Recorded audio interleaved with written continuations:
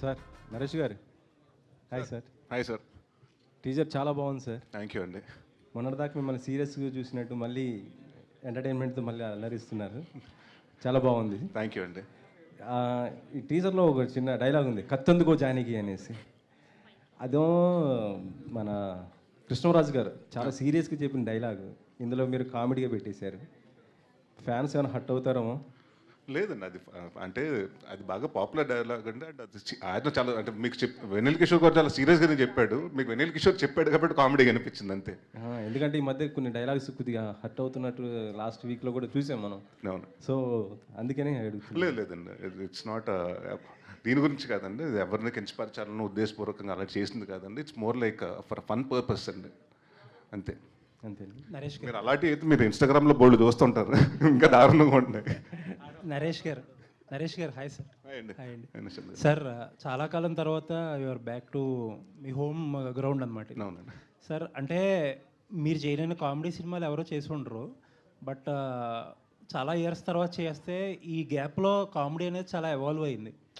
ఇప్పుడు ఆయన ఎవరో చెప్పినట్టు సెన్సిటివిటీలు పెరిగిపోయినాయి, లేకపోతే కామెడీలో కూడా ఆర్గానిక్ కామెడీ అంటున్నారు. నవ్వినా సరే తర్వాత బయటకు వచ్చి తిట్టుకునే కామెడీ కూడా ఉంటుంది. అవునండి. సో ఎలాంటి కేర్ తీసుకున్నారు సార్? అంటే ఏం లేదండి, అంటే నా ఫస్ట్ సినిమా నుంచి మీరు ఎప్పుడు చూస్తున్నా కూడానంటే నేను అంటే కితకితల తర్వాత నేను కాన్స్టెంట్ తీసుకున్నది ఏంటంటే బాడీ షేమింగ్లు ఉండవండి నా సినిమా. నేను ఎవరిని కించపరచనండి, నన్ను నేను కించపరుచుకుంటాను కానీ అవతల వాళ్ళని కించపరచను. సో ఈ సినిమాలో అలాంటి ఏమీ లేదండి. ఇతను హీరో అవ్వాలనుకుంటున్నాడు కాబట్టి దాంట్లో సినిమా రెఫరెన్స్లు ఉంటాయండి డెఫినెట్గా, అక్కడ ఇక్కడ 1-2 రెఫరెన్స్లు ఉంటాయి కానండి. బట్ అది మీరు సినిమాగా చూసినప్పుడు కనెక్ట్ అవుతారు కానండి. అంటే మీరు డిఫరెంట్ అంటే అదే నేను కట్ చేసి పక్కన పెడితే మీరు చూస్తే ఒక ఎపిసోడ్గా చూస్తే దాన్ని మీరు భూతద్దంలో పెడితే చాలా దొరుకుతాయండి.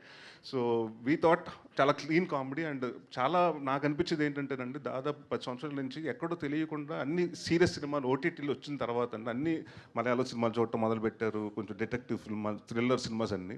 కామెడీ సినిమాకి ఎక్కడో తగ్గిందండి. ఆడియన్స్ కూడా ఏమైపోయారంటే వెయిటింగ్ అండి. అంటే చాలామంది ఫ్యామిలీస్ తోటి మీరు కత్తులతోటి రక్తాలు అంటే అలాంటి హెడ్లు చంపేసుకుని అలాంటి చూడలేరండి, పిల్లల్ని తీసుకెళ్ళి చూడలేరు.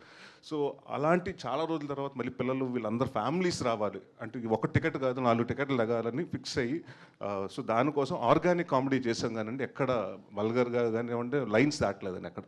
All the very best. Thank you. Producer గారు సార్, ఇది మనం పండగ సినిమాలు అయిపోయాక ఒక 2-3 నెలల పాటు ఆల్మోస్ట్ డ్రై పీరియడ్ నడిచింది ఇండస్ట్రీలో. అలా ఆడియన్స్ థియేటర్కి రావట్లేదు, అది ఇది అని చాలా మాట్లాడుకుందాం మనం, ఏంటి ఫ్యూచర్ అనేది కూడా అర్థం కాకుండా ఉండేది.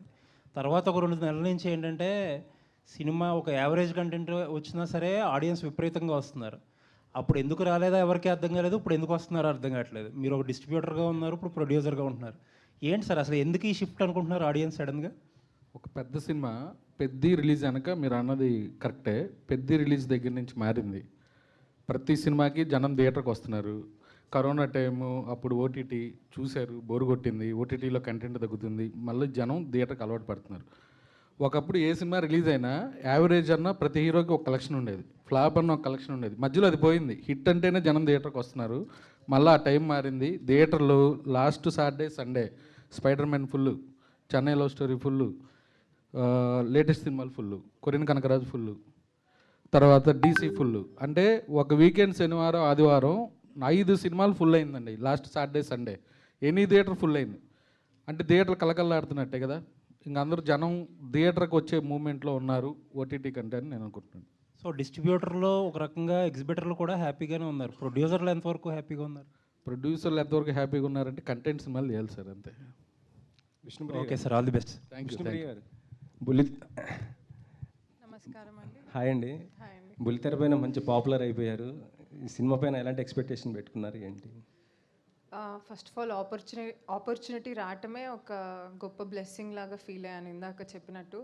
సో టెలివిజన్లో అందరినీ నవ్వుపిచ్చి ఇక్కడ ఇలాంటి సినిమాలో ఈ ఒక మంచి కామెడీ సినిమాలో కూడా యూనో నాకు ఒక ప్లేస్ దొరకటం.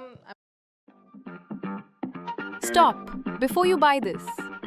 This exact product could నాకు ఒక ప్లేస్ దొరకటం I'm very very happy. I have huge expectations.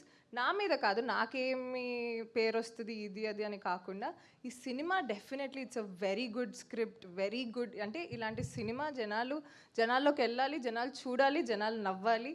And జనాలు డెఫినెట్లీ నవ్వుతారు. That's my expectation. విష్ణుప్రియ అంటే ఇప్పుడు వివాదాలకి క్యారబడ్రస్ అయిపోతుంది కొన్ని విషయాలల్లో, దానిపైనే ఉంటారు.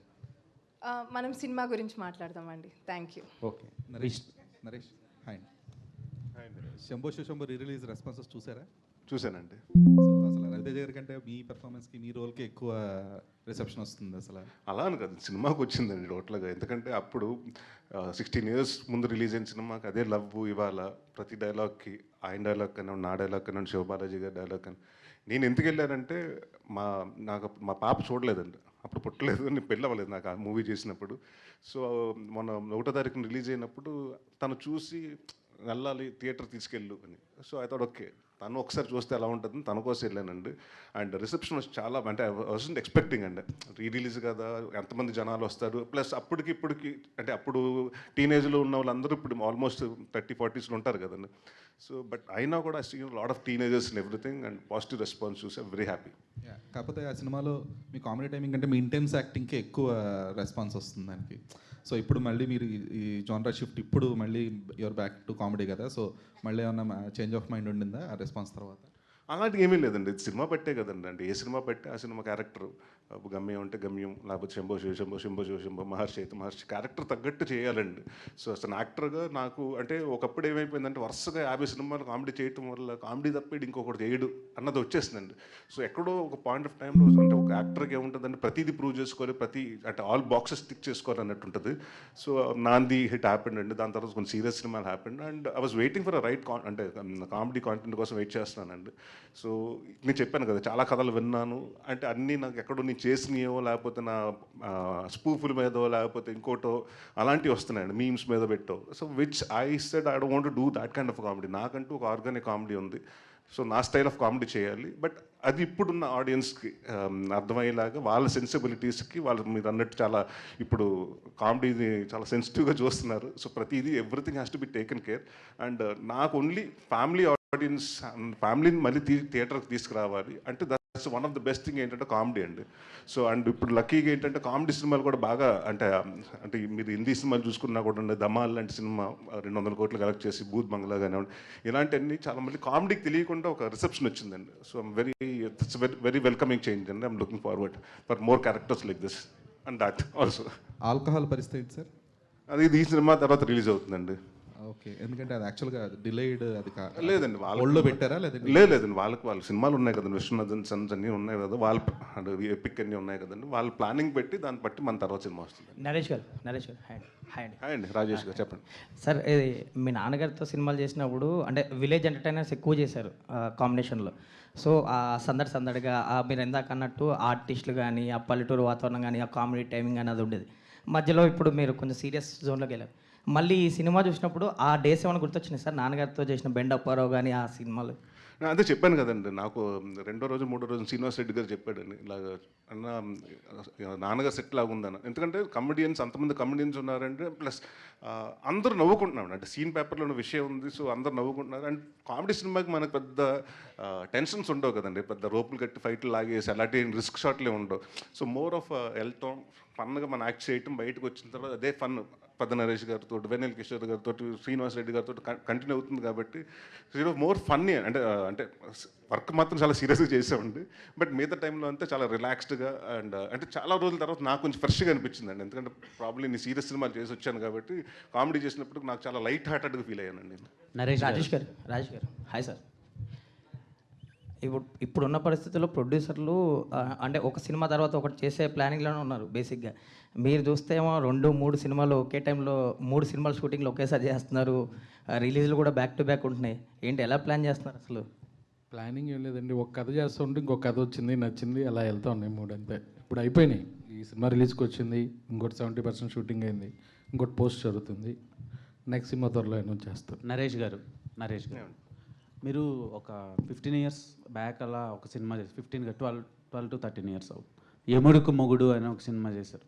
సో అది కూడా ఇదే టైప్ ఆఫ్ జానర్లో ఉంటుంది. సో ఆ సినిమాతో కంపేర్ చేస్తే ఈ సినిమా ఎంత డిఫరెంట్గా ఉంటుంది అండ్ ఈ సినిమాలో ఎంటర్టైన్మెంట్ ఎలా ఉండబోతుంది? అంటే ఈ సినిమాలో నేను అమ్మలోకానికి వెళ్ళలేదండి. ఎమ్మడే కిందకి దిగి వస్తాడు. అండ్ ఇట్స్ మోర్ లైక్ అంటే మనకి ఐ థింక్ మన తెలుగు తమిళ్ వాళ్ళకి మన సౌత్లోనే ఎక్కువ ఉంది అనుకుంటండి. మనకి నార్త్లో ఎప్పుడు నేను ఎముడు సినిమాలు చూడలేదు. వాళ్ళ స్వర్గాల గురించి వాటి గురించి తీరు. మనకి ఎప్పుడైనా ఎముడు గురించి కానివ్వండి ఫన్ ఫిల్మ్స్ నా చిరంజీవి గారు చేసిన సినిమాలు ఏమి ఉండొచ్చండి. ఎముడుకు మూడు కాడి నుంచి మొన్న నేను చేసిన ఎముడుకు మూడు వరకు చాలా ఫన్ ఫిల్మ్స్ వచ్చినాయి అండి. So this is other side of అంటే ఇప్పటి వరకు మనం ఎంతసేపు ఎముడి మీద కామెడీ చేస్తాం. సో రంభా ఊర్వశి మేనక అన్నది ఒక అందరికీ తెలిసిన క్యారెక్టర్స్. సో వాళ్ళ మీద వాళ్ళు వస్తే ఒక లైఫ్ ఎలా చేంజ్ అవుతుంది అండ్ వాడు ఏదో ఎక్స్పెక్ట్ చేస్తున్నాడు, వీళ్ళు వచ్చిన తర్వాత ఇంకా అది పాజిటివ్ అవుతుందా నెగిటివ్ అవుతుందా అన్నది మీరు that will be more fun అండి, మీరు చూస్తే తెలుస్తుంది. ఓకే ఓకే, విష్ణుప్రియ గారు. నమస్కారం అండి. నమస్కారం. నార్మల్ ఎలాగైతే కొన్ని క్షణాలు లైఫ్ లాంగ్ కోసం ఉంటాయో అలాగే టాటా పవర్ సోలార్ రూఫ్తో